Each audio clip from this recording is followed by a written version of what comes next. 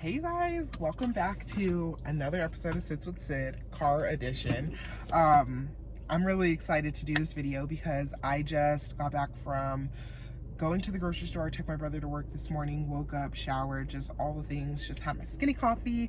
But at the store I ran into my old volleyball coach from high school, and it just was so cool. And I love when that happens when you live in your hometown.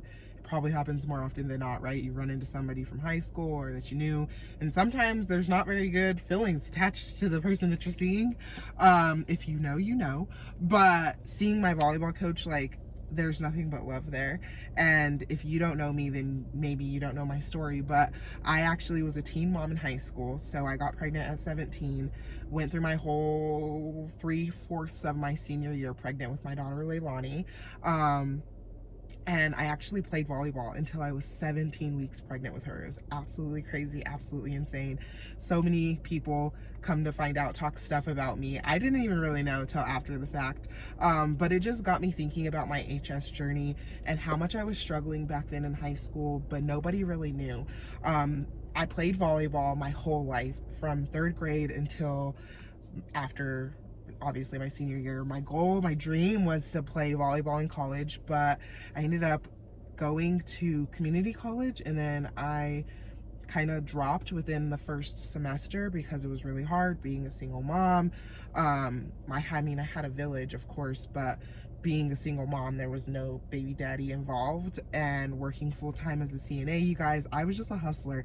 I remember going to my graduation fresh off of a night shift. Like, I got off at 6 in the morning. I had to be to the event center at 7 o'clock to graduate at 8. Like, I just remember hustling, and from the moment that I found out I was pregnant, my parents didn't let me work. Well, not like didn't, but that my goal, the only thing they asked of me when they found out that I was pregnant was to graduate. And so by the grace of God, I graduated.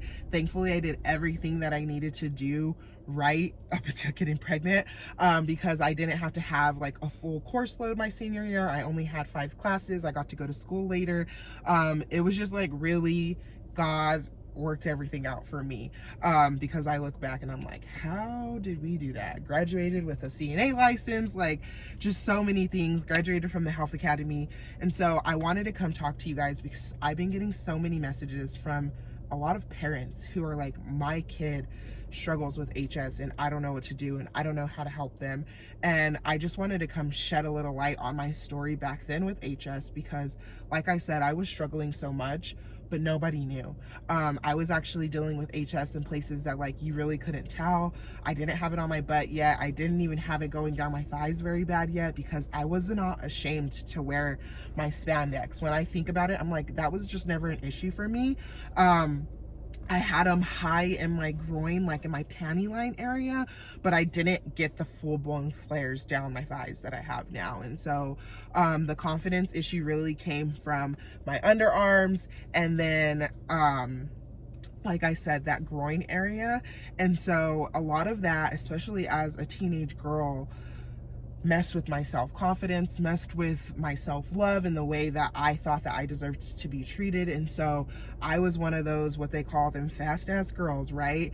And I really don't like to refer to it as that, because I feel like a lot of the fast-ass girls that we talk about, I feel like they are that way for a reason. And I'm not saying that maybe everybody was molested or essayed or, you know, but I think like there's no fast-ass little girl because they just want to be a fast-ass little girl. They were introduced to something at a young age or something happened. And so that was the case for me. It was a whole lot of trying to deal with the emotions from childhood trauma, and then dealing with the fact that I had HS. These bumps were popping up on my body. I felt I didn't love myself, right? And so I was accepting any kind of love, not even love that like I thought I deserved, just like if you showed me any ounce of love, like I'm gonna sleep with you. And so it was really toxic, and it was really toxic as a young teenage girl who, let's be real, you guys, high school has drama. People are gonna talk about you.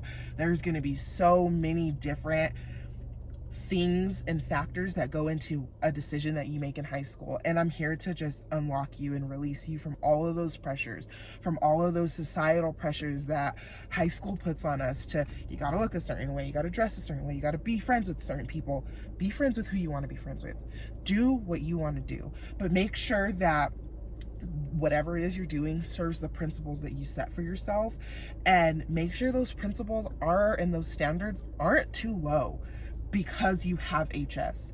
You are so worthy of love. You are so worthy of self-love. You are so worthy of amazing friends and community and support. And having HS doesn't take any of that away from you. So shine your light, you guys. Shine your light as bright as you can. And if you are strong enough to be loud about your HS in high school, be loud about it, because I am guaranteeing you there's somebody else in your high school, within them four walls that you go to every single day, that is dealing with HS, and they are just so freaking scared to talk about it. And this goes for high school, this goes for college, this goes for whatever it is. You guys, I just see these comments in my comment section and I'm like, holy freaking cow. Who would have known? Like, I go to your guys' page and I'm like, they're just a regular person, just like me. And they're just struggling so bad mentally because they have this condition, and they are so scared to talk about it because they think that people are going to think they're ugly, or people are going to think they're lesser than, and we are not. If anything, we are so powerful.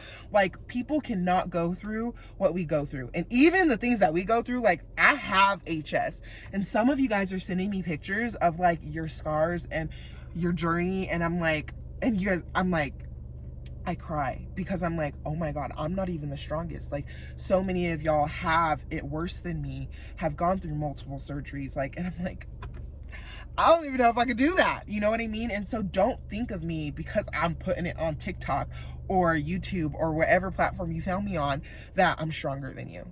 Because I am here to tell you that I am not. I am not stronger than you. I am not nobody special. I am just saying and doing what God has called me to do. And I expect the same out of all of you guys. We have to use our voice. We have to come together because there is a greater good.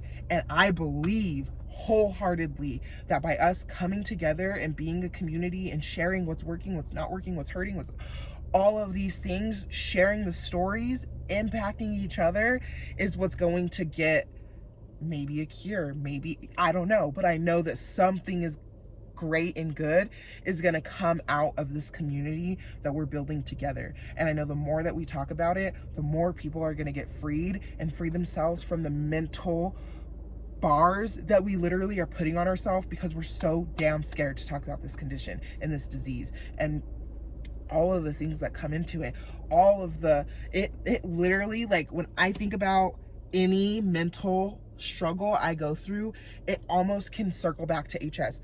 Even just the sweat, like me lifting my arms up in this video. Like, I used to not be able to have the comfortability to do this. Oh, delete the whole video, throw the whole thing away. But like, I sweat, I over sweat, and that plays into HS, right? Like my weight, like, even though I don't think nobody who is suffering with their weight is just, it's because of HS. Like, I don't think it's one thing.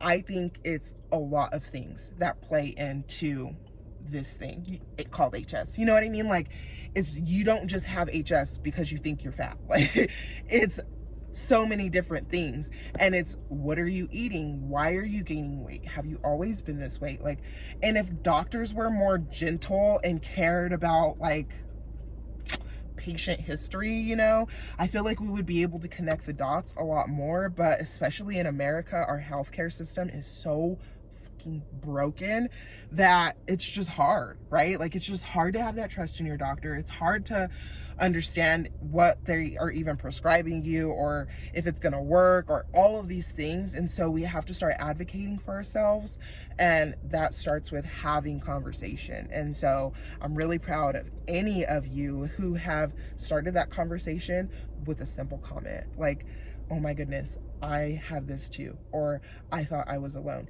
By commenting in the comment section alone, you're like freeing yourself to talk about this with somebody else, because somebody else is going to like your comment or respond to your comment or have something to say with you. And don't be afraid to start building these relationships with you guys, with strangers.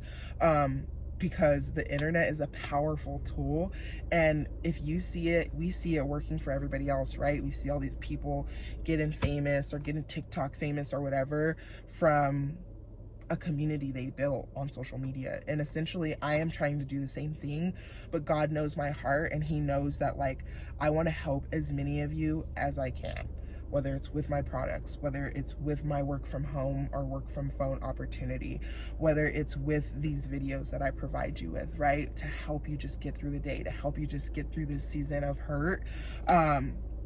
And he knows that if he provides abundantly for me financially, I'm gonna make sure my family is straight with a really nice house, okay? So don't come for me talking about, oh my gosh, she changed. But I just really want a nice house. That's like my biggest dream ever. I just want a really nice house.